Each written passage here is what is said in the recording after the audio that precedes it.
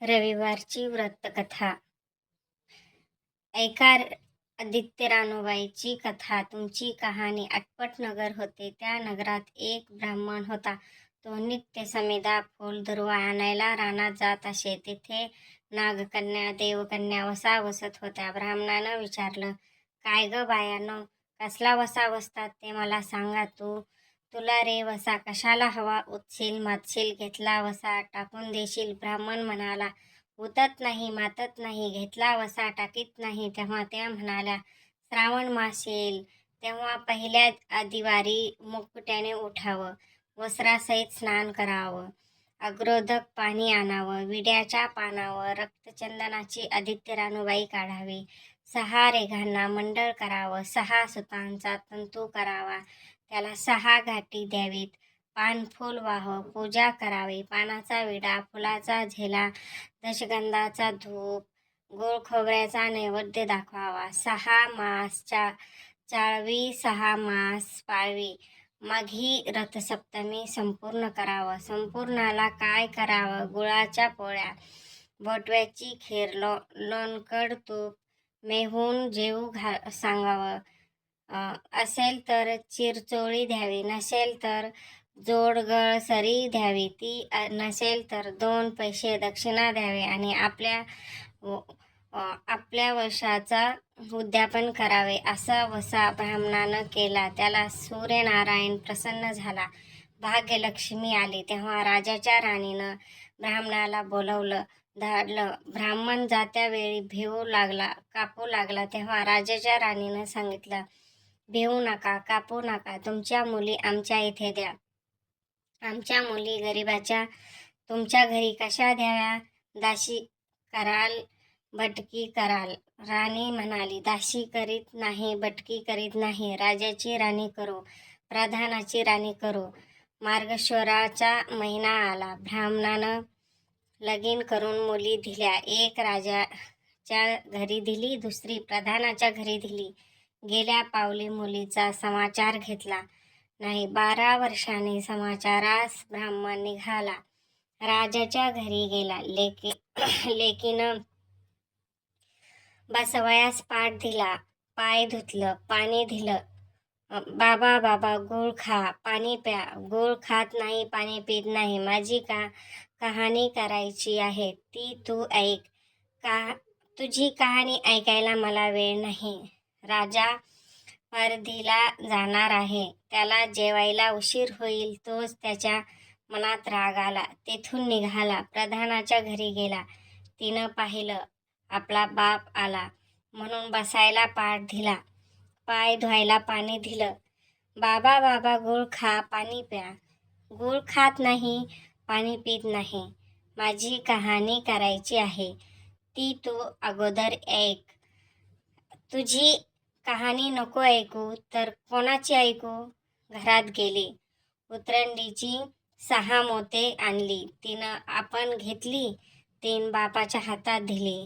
त्याने मनोभावाने कहाणी सांगितली. लेकीनं ती चित्त भावे ती ऐकली.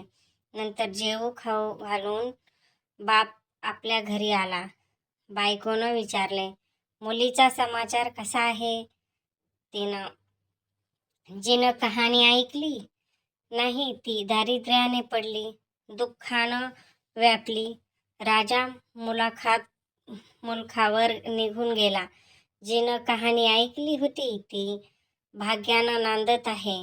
इकडं दारिद्री जी झाली होती तिनं आपल्या लेकाला सांगितलं, मावशी घनघोर नांदत आहे. तिनं तिच्याकडे जाऊन काही दिलं तर घेऊन ये. पहिल्या आदिवारी पहिला मुलगा उठला. तळ्याच्या पाळीनं जाऊन उभा राहिला. अगं दासींनो, तुम्ही दासी कोणाच्या? आम्ही दासी प्रधानाच्या. प्रधानाच्या राणीला जाऊन सांगा, तुमच्या बहिणीचा मुलगा आला आहे. कसा आला आहे? तळ्याच्या पाळीनं उभा राहिला आहे. पारसदारानं घेऊन या. पारसदारानं घेऊन आल्या. नाहून माखून घातलं, पितांबर नेसायला दिला, जेवू खाऊ घातलं, कोहळा पोखरला, होन मोहरा भरल्या. वाटेत आपला जाऊ लागला. तो सूर्यनारायण माळ्याच्या रूपानं आला.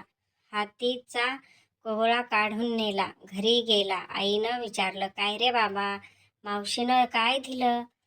दैव दिलं, कर्मानं नेलं.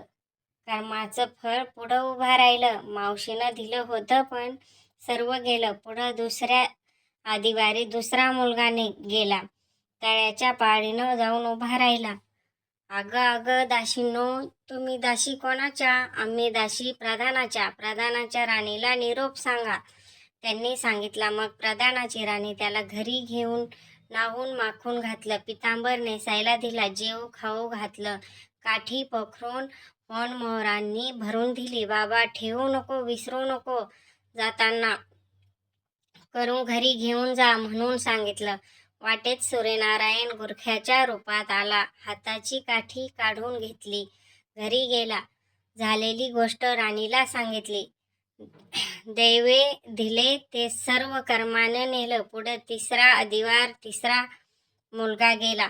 तळ्याच्या पाळी उभा राहिला. त्याला पहिल्यासारखं प्रधानाच्या घरी घेऊन नाहून माखून घातलं. पितांबर नेसायला दिला. जेवू खाऊ घातलं.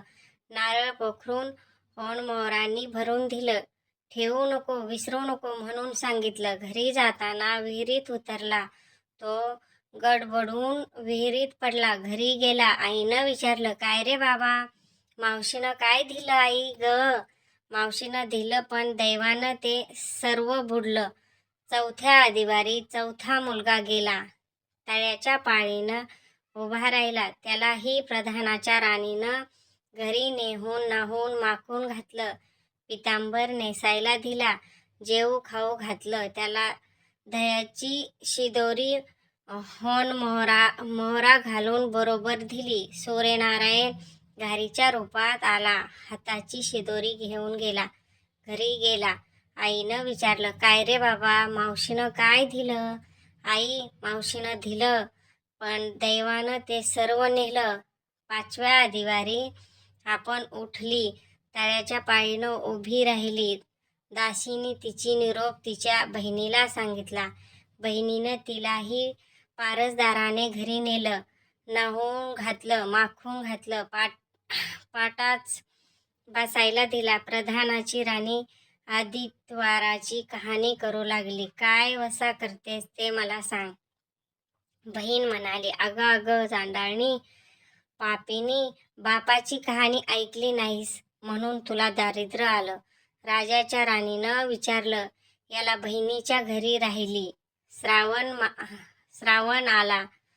सांगितल्याप्रमाणे सूर्यनारायणाची पूजा केली. इकडे राजाला भाग्य झालं. राजानं बोलवून धाडलं. मावशी मावशी, तुला छत्र आली, चमर आली, पाईक आले, परवर आले. मला रे पापिनीला छत्र कुठली, चमर कुठली, पाईक कुठले, परवर कुठे? बाहेर जाऊन दाराशी बघते तो राजा बोलू आला आहे. राजा आला तशी घरी जायची निघाली. एकमेकींना बहिणीने आहेर केले. वाटेत जाऊन लागली. पहिल्या मजले स्वयंपाक केला. राजाला वाढलं, मुलांना वाढलं. आपलं पान वाढून घेतलं. तो कहाणीची आठवण झाली. कर रे हकरा पिठरा रे डोंगरा, नगरात कोणी उपासी आहे का, याचा शोध करा. तुझी बाईची कहाणी ऐकून मला काय फळ, माझं पोट भरलं म्हणजे असं म्हणून तो राणीकडे आला. तशी 6 मोत्या राणीनं घेऊन ती त्याला दिली. 3 त्याला दिली, 3 आपल्या हातात ठेवली. मनोभावे कहाणी सांगितली. चित्तभावे त्यानं ऐकले. त्याची लाकडाची मोळी होती ती सोन्याची झाली. तो म्हणाला, बाई, कहाणी ऐकल्याचं एवढं फळ, मग वसा घेतल्याचं काय फळ?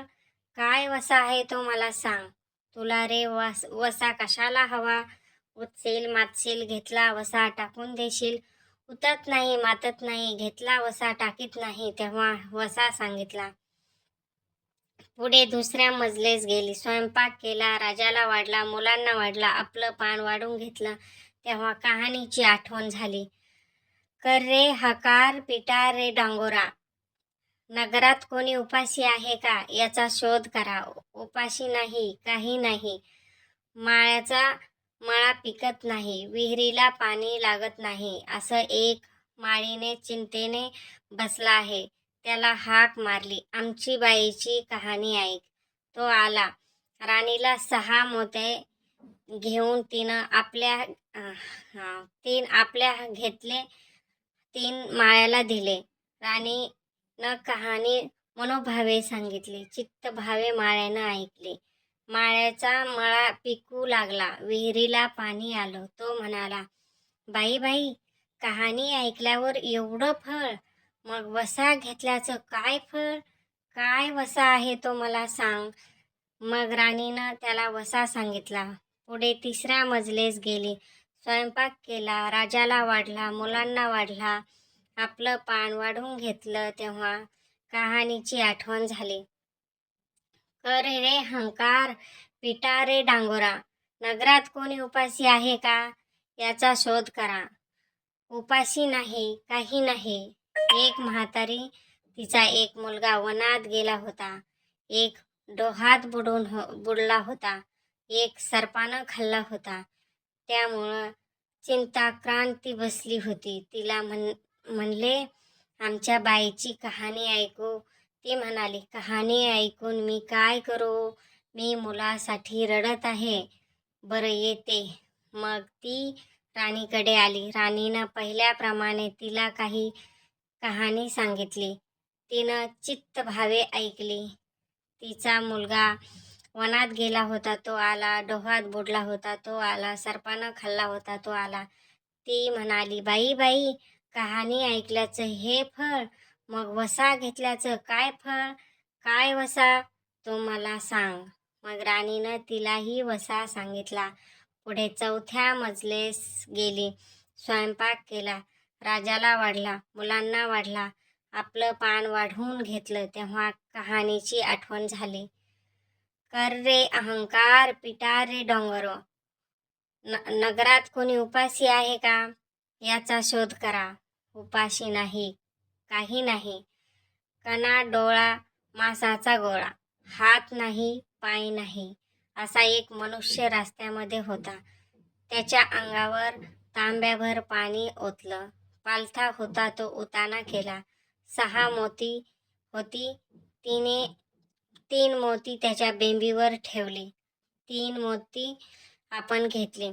राणीनं मनोभावे कहाणी सांगितली. ती त्यानं ऐकली. त्याला हातपाय आले, देह दिव्य झाला. तो म्हणाला, कहाणी ऐकल्याचं एवढं फळ, मग वसा घेतल्याचं काय फळ? काय वसा तो मला सांगा. मग राणीनं त्याला वसा सांगितला. 5व्या मुक्कामाला घरी आली. स्वयंपाक केला. सूर्यनारायण जेवायला आले. 7 दरवाजे उघडले. लोहगंगाळ पाणी तापवलं. पाडस पक्वान जेवायला केली. सूर्यनारायण भोजनाला बसले.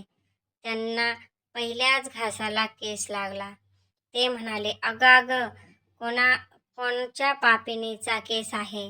राजाच्या राणीला 12 वर्ष दारिद्र्य आली होती. तिनं आदिवारी वळचणी खाली बसून केस विंचरले. कळचवळ डोही केस वळचणीची कडी, डाव्या खांद्यावरून वेशी बाहेर टाकून दे.